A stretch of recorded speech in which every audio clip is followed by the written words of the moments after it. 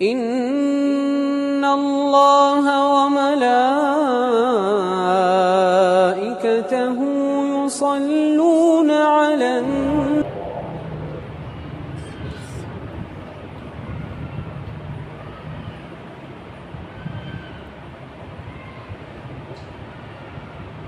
الحمد لله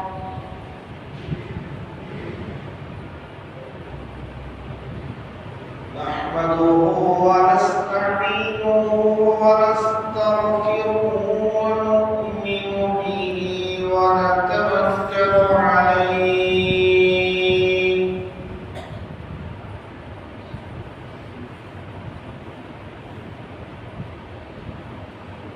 ونعوذ بالله من شرور أنفسنا ومن سيئات أعمالنا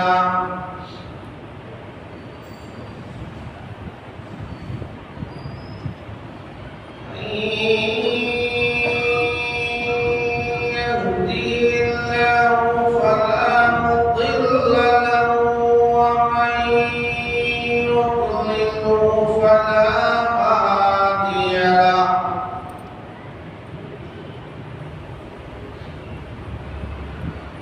ونشهد أن لا إله إلا الله وحده لا شريك له ونشهد أن سيدنا وسندنا ومولانا محمدا عبده ورسوله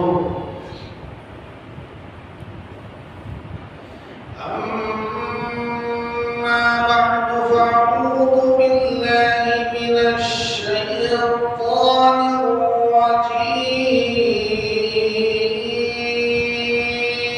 الرجيم بسم الله الرحمن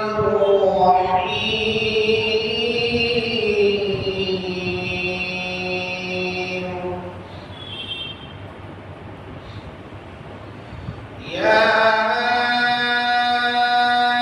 أيها الذين آمنوا لا تتخذوا عدوي وعدوكم أولياء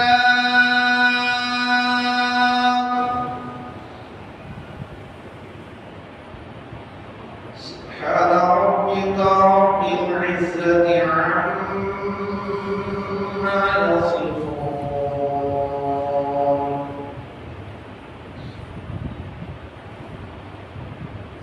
وسلام على المرسلين والحمد لله رب العالمين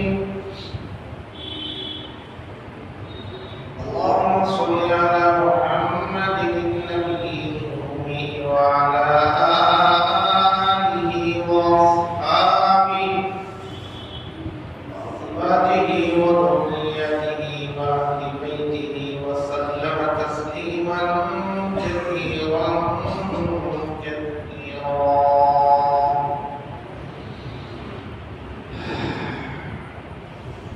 محترم حاضرین بزرگ اور دوستو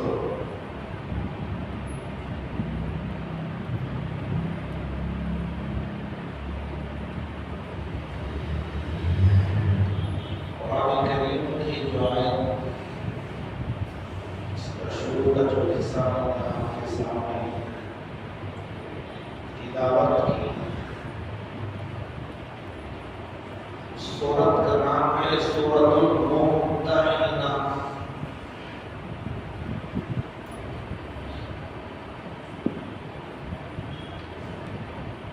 اس سورت کا ترجمہ اور اس کی تفسیر آپ علماء سے معلوم کریں سنیں ایسا لگے گا کہ آج کے دور میں ہندوستان والوں کی آیتیں ابھی بھی نازل ہوئی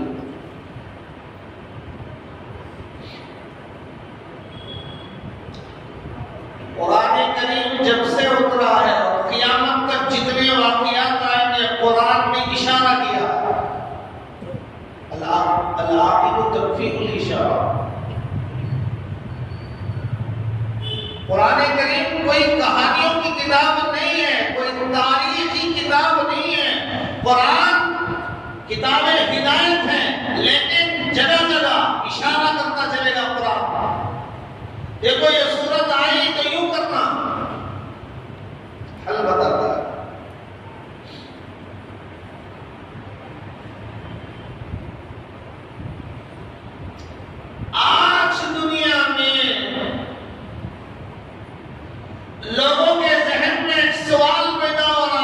कि मसाइल कैसे हल होंगे।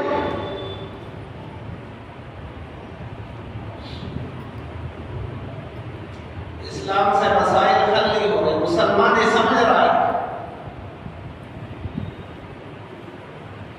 तभी तो पॉलिसी इख्तियार कर रहा है। मसाइल का हल हुकूमत की कुर्सी समझ रहा है, मसाइल का हल गवर्नमेंट की मिलिट्री समझ रहा है, मसाइल का हल ताकत और इख्तिलाफ समझ रहा है।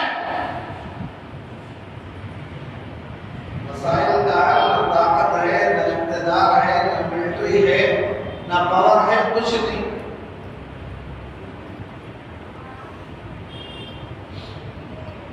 आज मुसलमान अपने मसाइल को हल करने के लिए मंदिर के सामने हाथ जोड़ रहा,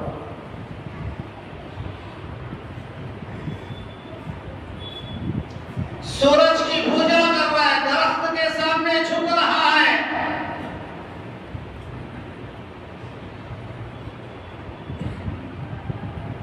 पता नहीं क्या क्या कर रहा है, ईमान नहीं रहेगा।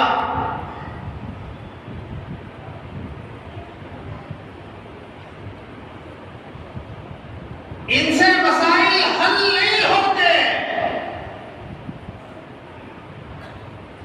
हुजूर जब मबऊस हुए तो सुपर पावर ताकतें दो थी, एक रोमन एम्पायर, एक पर्शियन एम्पायर, यानी रोम और ईरान। इतनी बड़ी ताकत होने के बावजूद लेकिन तिजारत का जो मरकज और पॉइंट जो अल्लाह ने बना दो मक्का बनाया। सारी ताकत होने के बाद रोम वालों के मसाइल हल हो गए थे, ईरान वालों के मसाइल हल हो गए थे। अरब के ईमान लाने से पहले सारी दुनिया के मसाइल के पहाड़ के नीचे अरब दबे हुए थे।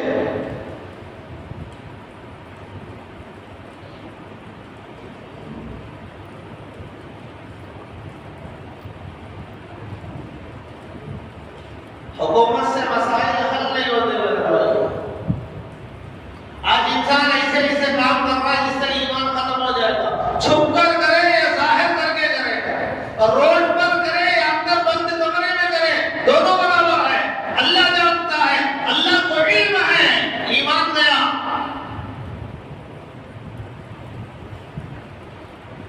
ईमान अगर नहीं तो जिंदगी कुछ भी नहीं, बेकार।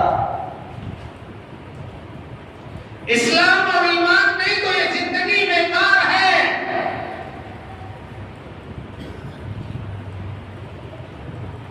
आप अखबारों में देख रहे हैं, सुन रहे हैं, देख रहे हैं कि हमारे मुल्क का हाल, हमारे मुसलमान कहां तक गिर चुके हैं, कहां तक गिर चुके हैं, कहां तक तनज़्ज़ुली हो रही है, किधर जा रहे हैं।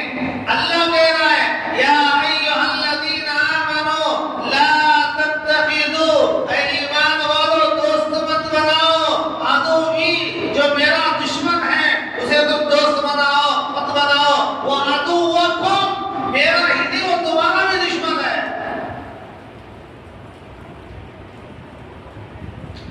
अल्लाह के दुश्मनों को खुश करने के लिए मुसलमान आज क्या क्या पॉलिसी इख्तियार कर रहा है, क्या क्या कर रहा है, कैसे कैसे मराहिल से गुजर रहा है और किन किन चीजों को इख्तियार कर रहा है, और खड़े होकर पेशाब करने वालों को खुश करने के लिए और खराब जानवरों को खुश करने वालों के लिए।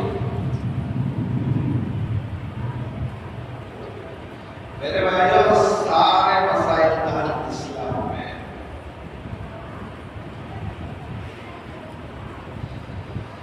ये हमारे जो सारे काम हो रहे हैं ना, इससे एक ही बात का नतीजा निकलता है कि हमको आखिरत का यकीन नहीं है।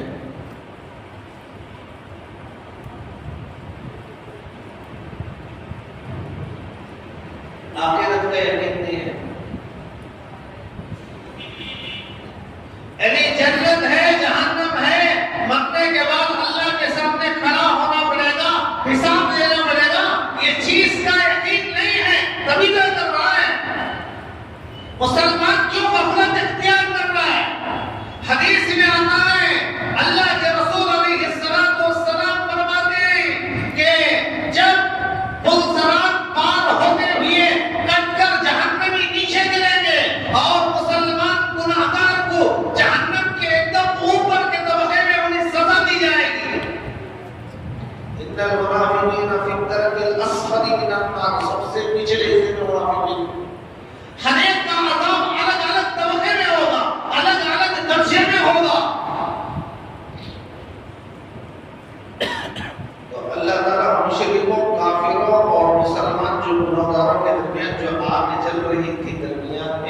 उसे अल्लाह शीशे की तरह बना देंगे, इधर वाले उधर देखेंगे, उधर वाले इधर देखेंगे, तो कुफ्फार देखेंगे ये मुसलमान चल रहा है, सजा मिल रही है,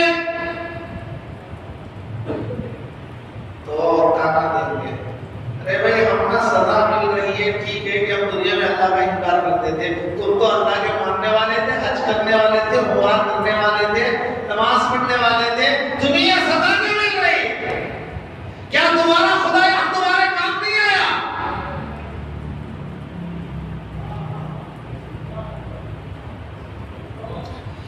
जहन्नम में यहूदी मुशरिकीन मुसलमान गुनाहगारों को यह ताना देंगे,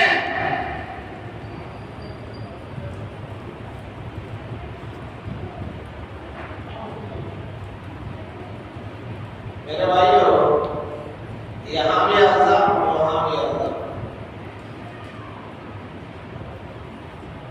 न यहाँ सुकून की जिंदगी न वहाँ सुकून की जिंदगी, क्यों हो रहा है? इसका हल क्या है? इसका हल यह है कि अपनी जिंदगी में इस्लाम को लागू नहीं कर रहे हैं, बनावटी मुसलमान और रेडीमेड मुसलमान बना हुआ है, जुमा आ गया नमाज के लिए आ गया, रमजान आ गया तरावी के लिए आ गया, ईद का मौका आ गया नमाज के लिए आ गया, और बाकी वक्त ना लेना है ना देना है। और बाद आदमी वही जो सिर्फ मस्जिद में मुसलमान है, बाहर मुसलमान नहीं है, मस्जिद में झूठ नहीं बोलेंगे, मस्जिद में गलत नाम नहीं करेंगे, लेकिन बाजार में झूठ भी बोलेंगे, गलत भी करेंगे, धोखा भी देंगे, सारे काम करेंगे, तो मतलब ये है कि मस्जिद का मुसलमान है, मस्जिद के अंदर मुसलमान है, मस्जिद के बाहर मुसलमान नहीं है। तो ये हमारे अमल क्या बता रही है? हमारे अमल बता रहे हैं कि हमें आखिरत का यकीन नहीं है, लिहाजा मेरे भाइयों अपनी जिंदगियों को बनाओ, अपनी जिंदगियों में इस्लाम को लागू करो और 100% कामिल मोमिन बनने की कोशिश करो।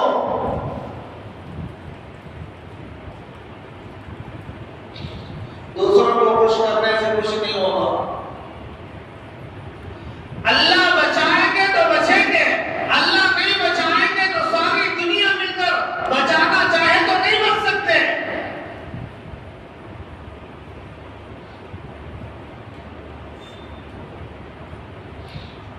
किताबों में लिखा है हज़रत अब्दुल्लाह इब्न उमर जंगल में बैठे हुए थे, एक चरवाहा आया, बकरियों को चराने वाला, ऊँटों को चराने वाला, उसे चरवाहा कहते हैं। आगे बढ़ गया, हज़रत ने फरमाया आओ हमारे साथ खाने में शरीक हो जाओ। तो बकरियां चराने वाला कहा अना साइम, मैं रोजे से हूं।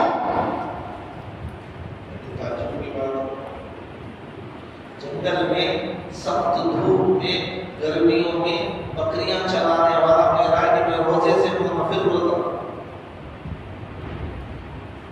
रमजान का महीना अगर गर्मियों में आ जाए तो एसी में बैठकर काम करने वाला भी रोजे से बैठ मारेगा। भाई बड़ी सख्त गर्मी है, प्यास लगेगी, मुझे ये है मुझे वो है। तो हज़रत अब्दुल्लाह इब्न उमर समझे कि बहुत नेक आदमी है, अल्लाह वाला है, कह रहा है जो रोजे से हो कुछ इम्तिहान इसका ले ले।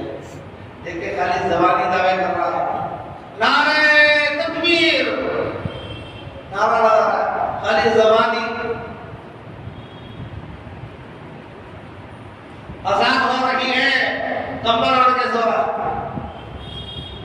अल्लाह के बुलाने को साफ तौर पर इनकार करने वाला, इसके नारे लगाने से जन्नत मिलेगी, इसका झंडा लहराने से जन्नत मिलेगी, इसका शराब पिलाने से जन्नत मिलेगी, इसके जुलूस जलसों से जन्नत मिलेगी, मिलेगी भाई। अल्लाह का साफ हुक्म का इनकार करने वाला, अज़ान पर आने वाला अल्लाह का साफ इनकार कर रहा है, अल्लाह के हुक्मों का इनकार कर रहा है। हैया अला सलाह, आओ कामयाबी की तरफ। कहाँ रहा है?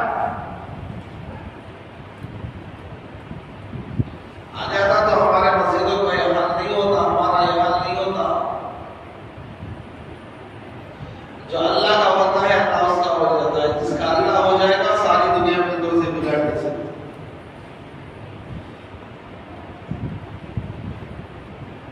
या तो कामिल मोमिन बनेंगे भाई, अल्लाह हम सबको कामिल मोमिन बनाए, अपनी जिंदगियों में इस्लाम को लागू करने वाले बनाए। सब कुछ इस्लाम है, इस्लाम है तो जिंदगी है, इस्लाम नहीं है तो जिंदगी नहीं। इस्लाम नहीं है, ओहदा है, कुर्सी है, माल है, शोहरत है, पैसा है, औलाद है, बीवियां है, कुछ नहीं, सब बेकार, कुछ काम नहीं आएगा।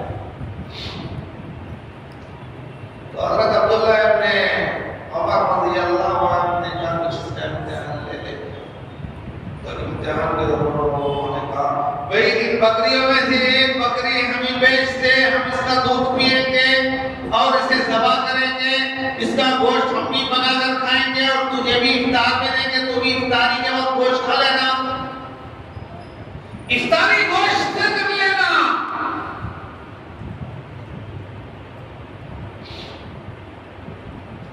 तो उसने कहा हजरत मैं मजदूरी पर चला रहा हूं, मैं इसका मालिक नहीं हूं, इन बकरियों का मैं मालिक नहीं हूं, इनका मालिक घर में है, मैं मजदूरी पर काम करने वाला गुलाम हूं, मैं इनका मालिक नहीं हूं।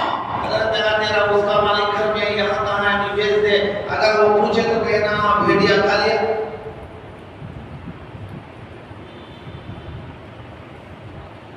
मजदूर ने, उस गुलाम ने, उस चरवाह ने फौरन कहा मेरा मालिक यहाँ ना हो तो क्या हुआ, अल्लाह तो है,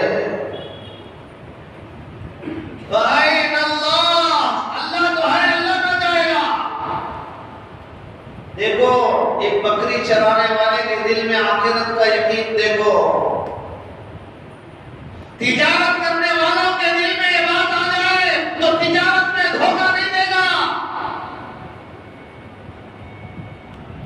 शोहरत के लिए काम नहीं करेगा। अभी रमजान आ रहा है, इफ्तार की पार्टियां देखो, गरीब के घर भूखे मर रहे हैं, फाके हो रहे हैं, लेकिन यहाँ इफ्तार की पार्टी चल रही है। हमारे कारनामे देखो, रहती दुनिया तक लोग याद करेंगे। बेजा फजूल इसराफ चीजों के अंदर नाम, शोहरत, उस चरवाह ने क्या जवाब दिया? हमारा अगर कोई आदमी काम कर रहा है किसी जगह में, अगर किसी की जगह रह दे तो वो बोलेगा मैं इसका मालिक हूं, काम हो रहा है लेकिन वहां वक्त नहीं है तो कह देगा मैं इसका मालिक हूं। तो मेरे भाइयों हम कितनी पीछे जा रहे हैं, दौड़ जा रहे हैं, किस तरफ जा रहे हैं। हर आदमी ठंडे दिमाग से सोचे, हालात को देखे, हालात को देखे, हालात को देख कर तो बताओ भाई।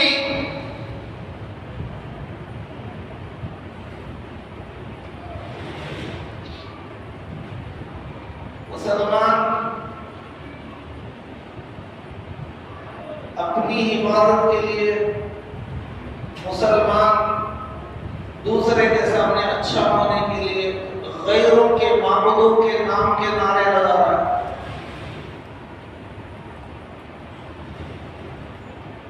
ये कोई 100 साल पहले की दास्तान मैं आपको नहीं सुना रहा हूं, अभी आंखों से देख रहे हैं कि हम मुसलमानों का हाल क्या हो रहा है, कितनी पस्त और डाउन हम जा रहे हैं।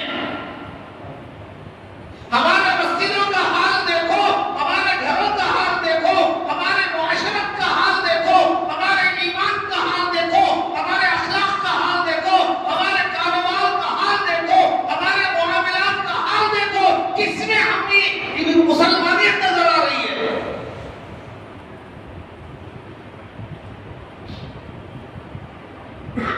तो मेरे भाइयों, यही आखिरत का याद दिलाने के लिए, अल्लाह से जोड़ने के लिए जुमा कुछ देर पहले बुलाया जाता है, ताकि लोगों के जहन जो दूसरे तरफ माइल हो चुके हैं, गफलत के पर्दे पर पड़े हुए हैं, उन्हें हटाकर अल्लाह की तरफ मुतवज्जे करें, लेकिन वहां भी आने के लिए तैयार नहीं।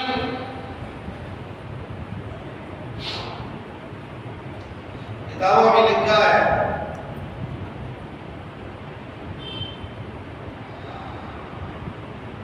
मोहम्मद शाह मुकरान एक बादशाह था, उसने अपने मुल्क के सर्वे के लिए निकला।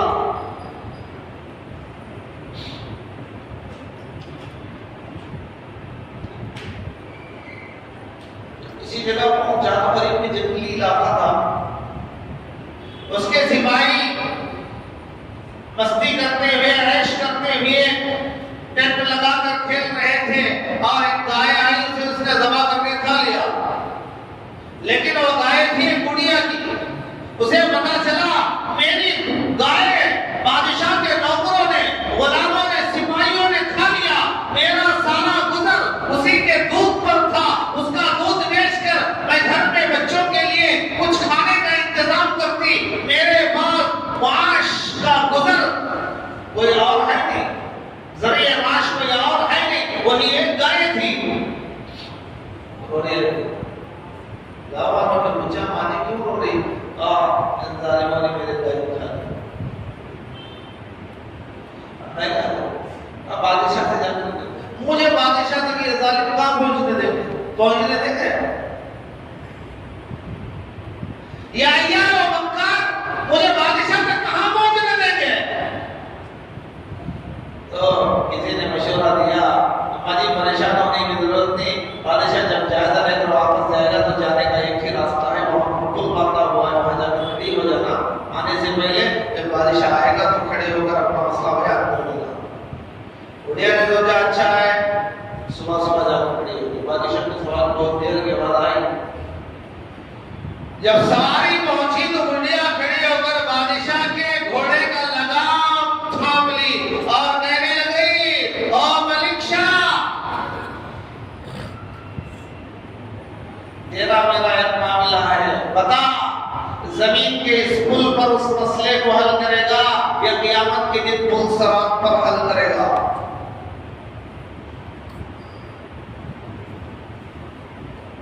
बूढ़ी के जो अल्फाज थे बिजली बन कर थे। बादशाह फौरन काम का नीचे उतरकर कहने लगा, अम्मा जी मैं अपनी पगड़ी तेरे पांव पर रख दूंगा, क्या मसला है बता, यहीं पर मसला हल हो जाए। पुल सरात पर हल करने की मेरी ताकत नहीं है। देखो बादशाह के दिल में आखिरत का यकीन, चंद पैसे कमाने वाले का दबाव उल्टा हो जाता है। चंद पैसे दे दिया,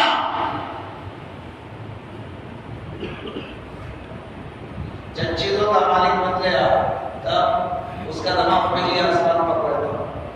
ना उसे दीनदार नजर आएंगे, ना उसे मस्जिद की कदर, ना उसे कुरान से आज़मत, ना उसे दीनी मजलिसों से ना लेना ना देना, ना जुम्मा की आज़मत, ना ईद की आज़मत, ना लैलतुल क़द्र की आज़मत, कुछ नहीं। यहाँ वक्त का बादशाह कह रहा है, अम्मा जो भी है यही हल हो जाए, पुल सरात पर हल करने की मेरी ताकत नहीं है। बता, उसने वाक़या बताया। बादशाह ने ऐलान किया, इस अम्मा को 70 गायों की कीमत अदा करो।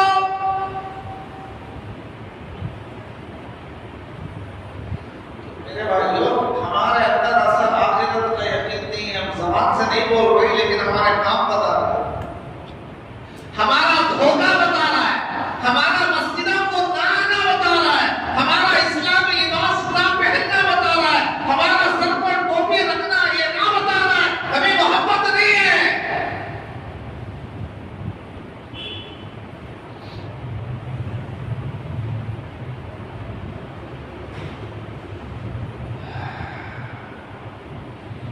यही हाल रहा,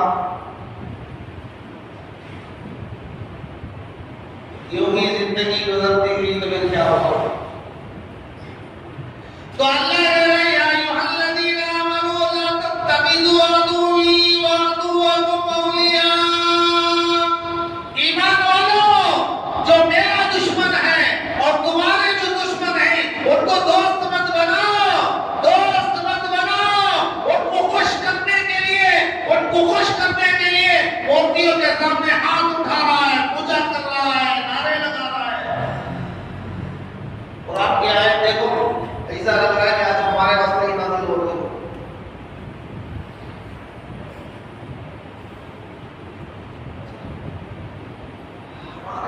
कुछ भी खौफ और आखिरत का यकीन और अल्लाह का डर हमारे से दिलों से खत्म ही नहीं हो चुका।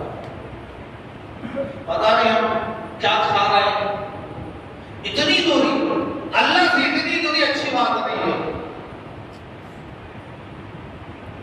हमारा ये रवैया मुनासिब नहीं है। आखिर दूर होकर कहाँ जाए, मर के अल्लाह के पास नहीं जाए। बनाया उसने, पैदा किया उसने, खिलाया उसने। या अय्युहल इंसानु मा गर्रका बिरब्बिकल करीम अल्लज़ी खलक़का फसव्वाका फअदलक। अल्लाह याद दिला रहा, कहाँ जा रहे हो भाई, क्यों नाफरमानी कर रहे हो, जिस बर्तन में खा रहे हो उसी में सुराख क्यों कर रहे हो।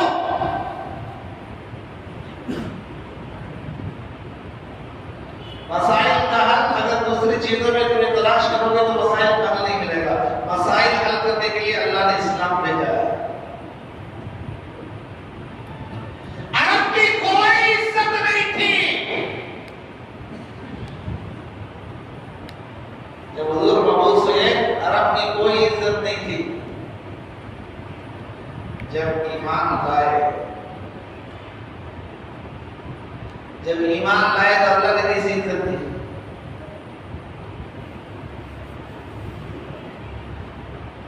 इस्लाम लाने से पहले कोई इज्जत नहीं। अरब को एक हम्माल, एक कूली समझते थे कि माल यहां से वहां तक पहुंचाने वाला, लादने वाला, ले जाने वाला, ये जो हवाली करता है, ये कूली करता है, यही काम यही करते, यही काम ये लोग करते हैं, बस इतना ही। लेकिन जब इस्लाम लाए क्या मकाम मिला, रज़ियल्लाहु अन्हु व रज़वान। अल्लाह ने कहा मैं उनसे राजी हूं, मुझसे राजी है। तो जिससे अल्लाह राजी हो जाए उसके तो बस नसीब ही नसीब है, उसके तो पूरे अकीम घी में पड़ गए। रिवायत में आता है अल्लाह के रसूल के पास आकर एक सहाबी शिकायत करते हैं जानवर की, या रसूल अल्लाह मेरा एक ऊंट है, हम दोनों मिलकर मजदूरी करते हैं, काम करते हैं और मैं अपने जानवर का ख्याल रखता हूँ। वो मेरा साथ देता है, मैं उसका साथ देता हूँ, उसके खाने का, उसके दाने का, उसके पानी का पूरा इंतजाम करता हूँ, कभी होने नहीं देता। लेकिन फिर भी वो कभी कभी रात में ऐसी चीखें लगाता है, इतनी बुरी चीखें निकालता है, मेरी नींद तोड़ जाती है। हुजूर से जाकर शिकायत करता है सहाबी, अपने जानवर की शिकायत। अल्लाह के रसूल ने कहा भाई आपने मुद्दई की बात तो सुनी, लेकिन उसे भी बुलाओ, मुद्दा ने भी बुलाओ, ऊंट को हाजिर किया जाए। जब ऊंट को बुलाया गया तो पूरे अदब के साथ, एहतराम के साथ, सारी मखलूक जानती थी अल्लाह का रसूल है। नहीं जानते तो हम नहीं जानते। पत्थर भी जानते थे, पहाड़ भी समझते थे, दरख्त भी समझते थे, जंगल के जानवर भी समझते थे, पालतू और वहशी दोनों जानवर समझते थे अल्लाह का रसूल है।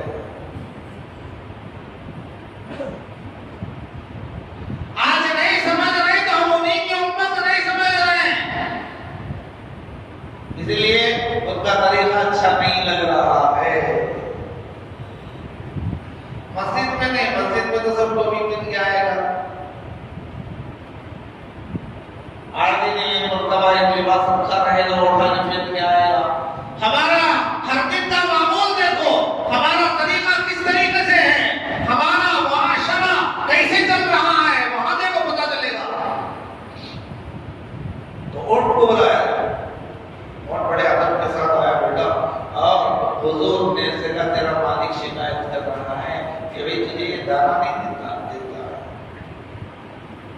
तेरा साथ नहीं देता, उस पर ज्यादा बोझ डालता है, नहीं डालता। तो फिर वो रातों में कभी कभी चीखें मार के इसकी नींद क्यों खराब करता है? तो जानवर कहते हैं या रसूल अल्लाह, ये मेरा बहुत अच्छा मालिक है, बहुत अच्छा है, काम भी लेता है, हक भी अदा करता है, दाने और पानी में कमी आने नहीं देता, मेरी ताकत से बढ़कर मुझ पर बोझ नहीं डालता। हम दोनों मिलकर दिन भर मेहनत करते हैं, मजदूरी करते हैं, जब रात में आते हैं, शाम में घर आते हैं, तो ये मुझे भी आजाद करता है, खाना डालता है, चारा डालता है, दाना देता है, पानी देता है। मैं भी दिन भर काम से चूर चूर होकर थक कर खाता हूँ, आराम के लिए लेटता हूँ, और मेरा मालिक भी खाता है, क्योंकि दिन भर थका होने की वजह से खाते ही उसे नींद आ जाती है और वो सो जाता है, आंख बंद हो जाती है। आदमी दिन भर काम में चूर चूर हो गया, और जब खाना जिसम पेट के अंदर खाना पहुंचेगा, आराम महसूस होगा, उसकी आंख लग जाएगी, नींद आ जाएगी।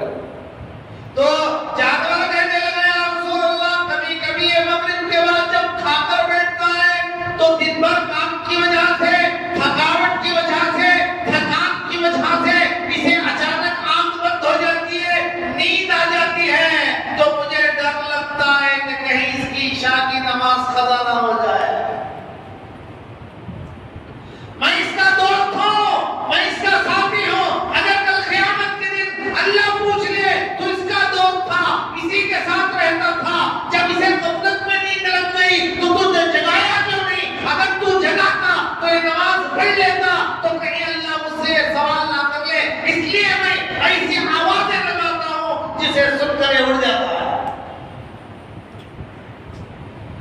मेरे भाइयों, आज हमारे अंदर वो जानवरों जैसा भी खौफ नहीं है। आज हमारा हाल उससे भी बदतर होता जा रहा है, तो फिर हमें उम्मीद लगाना हमारे साथ मदद आएगी।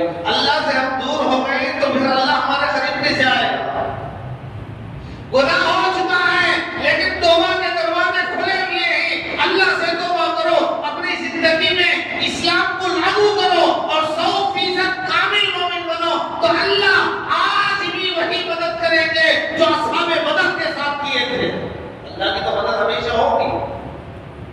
शर्त यह है कि हमारा ईमान डामाडोल ना हो, हम अल्लाह से दूर ना हो जाए, जुमा के सिर्फ नमाजी ना बने, ईदैन के नमाजी ना बने, शब्बारात के नमाजी ना बने, शबे कदर के नमाजी ना बने, रमजान के नमाजी ना बने।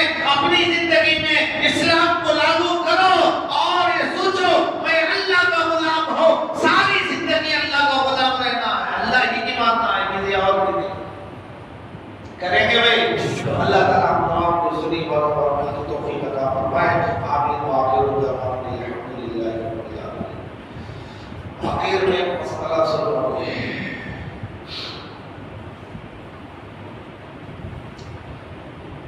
मसला ये है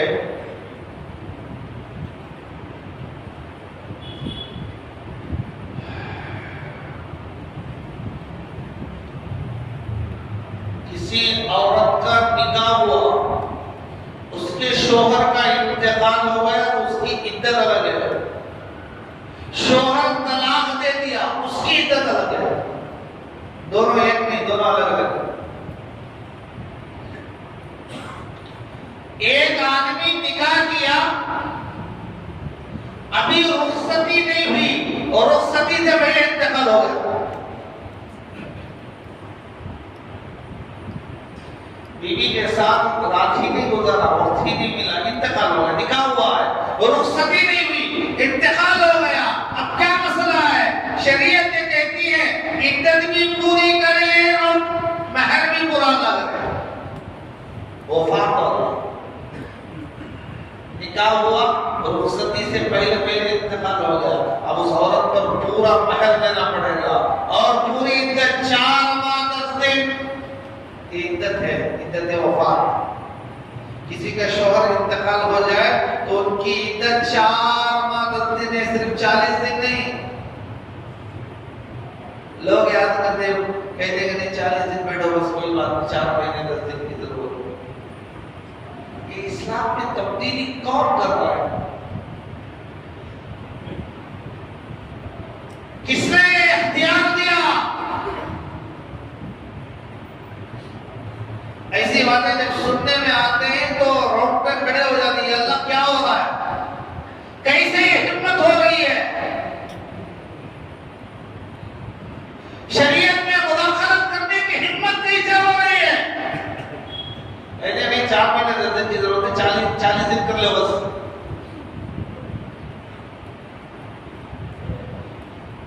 निकाह हुआ, रुखसती से पहले इंतकाल हो गया तो बीबी को पूरा मेहर भी देना पड़ेगा और पूरी 4 महीने 10 दिन गुजारना पड़ेगा। निकाह के बाद रुखसती से पहले तलाक दे दिया, अब क्या मसला है? निकाह के बाद रुखसती से पहले वफात हो गई तो मेहर भी औरत को पूरा मिलेगा और 4 महीने 10 दिन इद्दत गुजारना पड़ेगा। एक सूरत ये। दूसरी सूरत, निकाह हुआ रुखसती से पहले शोहर ने तलाक दे दिया निकाह के बाद, अब क्या हुक्म है?